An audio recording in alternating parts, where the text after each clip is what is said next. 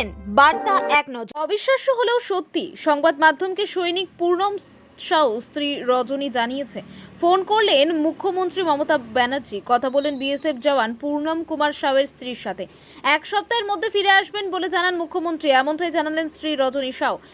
আমার শারীরিক অবস্থার খোঁজ খবর নেই, পরিবারে কে কে আছেন সেটা খোঁজ নেন, এখন আমি পুরো নিশ্চিন্ত হলাম।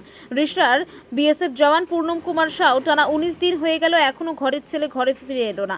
যত দিন যাচ্ছে তত দুশ্চিন্তার কালো মেঘ দেখছে পাকিস্তানের কাছে বন্দী ভারতীয় জওয়ান পূর্ণম সাউয়ের স্ত্রী রজনী সাউ। গত শনিবার পাকিস্তানের এক সেনা ভারতীয় সেনার কবজায় এসেছে, আর তাতেই কিছুটা আশার আলো দেখছিল, কিন্তু আজ 19 দিন পার পূর্ণম সাউয়ের পরিবার দুশ্চিন্তার মধ্যে দিন কাটাচ্ছেন।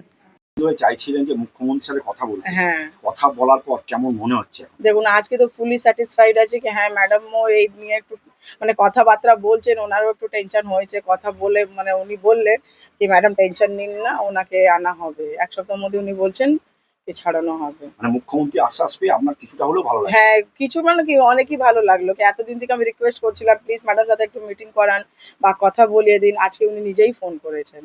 এখন কি মনে হচ্ছে আপনার স্বামীর ওদেশের কি মনে হচ্ছে? মানে আমি তো কথাবার্তা চারিদিকে বলছেন, হুম কেমন হুম আছেন আপনার স্বামী? ম্যাডাম তো বলছেন মানে এরকম বললেন কি বেঁচে আছে, মানে ওকে কোনো টর্চার করেনি ওরা, ঠিকঠাক আছেন, এইটুকুই বললেন ম্যাডাম। আপনি কি চাইছেন? স্যার দেখুন আমি তো চাইছি এখনই উনি চলে আসুন, আমার তো এটাই কিন্তু দেখি এখন তো দিদি বলেছেন উনি স্ট্রিক্টলি অ্যাকশন নিচ্ছেন, তো মেবি আরো হয়তো 4-5 দিন লাগবে, কিন্তু নিশ্চয়ই চলে আসবেন, উনি ফেরত আসবেন। আচ্ছা,